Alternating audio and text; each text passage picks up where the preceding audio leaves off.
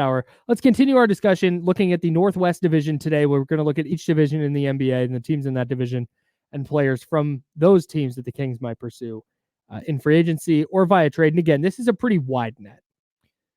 We're not trying to say these are the players they'll definitely go after or they should go after. It's like, maybe this guy. There's definitely some players who it's like, yes, this guy for sure. If Brandon Ingram is available for trade, the Kings should go pursue Brandon Ingram. Yeah, I would say the same thing. Like if Aaron Gordon becomes available, go for it. Right. Like that would be silly not to, but that's not going to happen. And we're living in sort of a realistic world. We're trying to. We're trying. There's definitely some hypotheticals, but also trying to be as realistic as possible. Yeah. So let's talk about the Jazz. What are the what are the Jazz? What is this team doing? It's like when you go to a buffet. Yes. But it's not like a specific type of food buffet. Yes. You know what I'm saying? Yeah. So you're at the Bellagio. Yeah, so you go to buffet like some people like to go to like the Chinese food buffet, right? Sure. Where it has all kinds of Chinese food. Yes. And that's fine. And then sometimes you like to go like the hometown buffet, which I guess love has a like hometown buffet. It's more like home style cooking, food. Right? This is their team is kind of like a buffet that has no theme, like a Vegas buffet. Yeah, where it's just you can get lobster and chicken nuggets and a souffle and some bacon. Yes, it's one of those buffets. It doesn't make any sense. Correct. And so it's just a mixed bag of a whole bunch of pieces because their idea is to collect as many draft picks as possible and rebuild on the fly using like hopefully high end draft picks. Mm-hmm. Unfortunately, they haven't really like struck gold in the lottery. And I like Keontae George. Good player. Yeah, like I think he's going to develop and be really, really good. Mm-hmm. But then after that, like, what do you do? What do you do with the contract of John Collins that you acquired? What do you do with Colin Sexton, who doesn't fit your timeline? What do you do with Jordan Clarkson, who again really, really doesn't fit your timeline? And then you got Lauri Markkanen around for one more year at $18 million, and everybody loves him and wants him to stick around. But does Lauri Markkanen really want to stick around when he's gonna be a guy on a bad team for another 4 or 5 years? Yeah. And so Colin Sexton is the first name we have down here. He's got 2 years, $37 million left. That to me is a really, really high quality Malik Monk replacement. I don't know what it would take to get him though, because I don't know. Are the Jazz going to move forward with Keontae George? They sprinkled in some Chris Dunn last year. They have Jordan Clarkson still. Colin Sexton just doesn't, like you said, A, fit their timeline, and B, fit their personnel. Well, to me, Colin Sexton and Jordan Clarkson are very similar as players. And the only way to play those, you can't play them together or it's just a holy mess and no one's going to defend anyone. And so it's kind of like you have to pair them with the right backcourt mate. And they haven't done that. So like, again, in Sacramento, I like the Monty Morris idea alongside Malik Monk off the bench. I like, De'Aaron Fox alongside Keon Ellis. There are certain types of like backcourts that make sense. If they had, they refused to play him with Chris Dunn. Chris Dunn didn't play nearly as many minutes as most people thought he would there. Right. He was one of their better players when he did play, and then they just wouldn't play him.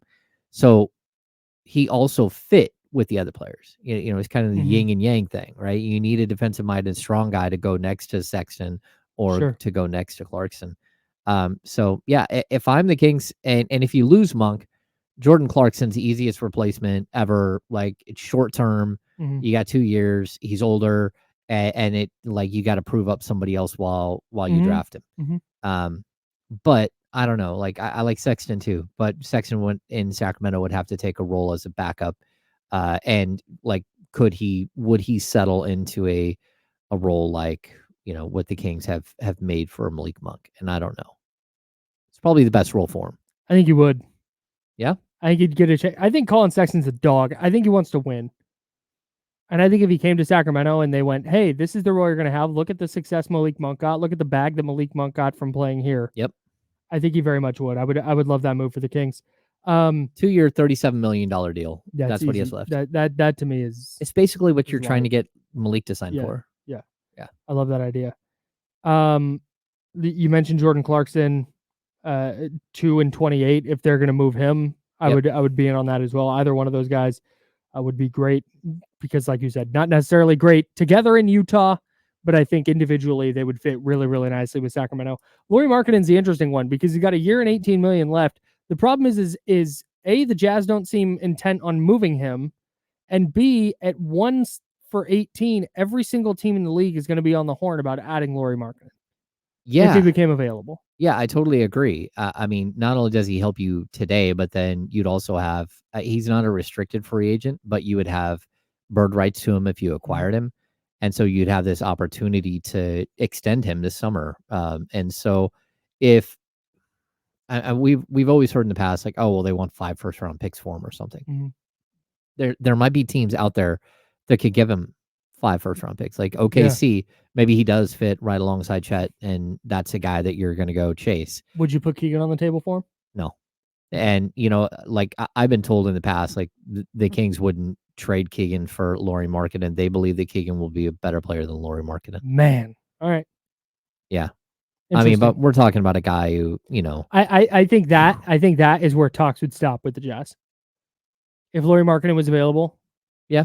And Monty called Danny Ainge and said, "Hey, we would like Lauri Markkanen, please." Mm-hmm. And they would go, "Great. We'll start with Keegan and 4 firsts." Yeah. And the Kings would go, "How about Harrison Barnes?" Yeah. And 4 firsts. And that's the end of the call. No, it's probably the end of the call. Yeah, and like I don't know. I don't know if you can get Markkanen out of there. His salary is so movable, it's crazy. That's the thing. You don't have to give up multiple pieces if you're giving up draft picks to get him. And I know that they've been collecting draft picks there like crazy. And you probably like again, I think if you offer matching salary, whether it's Herter or it's, a combination of two players or 3 players, and then on top of, or if you did like Harrison Barnes and then you gave them 4 first-round picks, they might listen. Like, I think they'd listen for sure. Yeah. I just don't know that that's a great idea. Like, you'd want to know that he's going to sign long-term. And you're also looking at a player who misses a lot of games, played 55 this year, 66 year before, 61, 51. But enough about Brandon Ingram. Am I right? No, I exactly. No, I don't know. I just don't. I don't. I love the idea. I love the fit. I just don't. When it he'd comes be a to great fit next to. Yeah, for sure, 1,000%.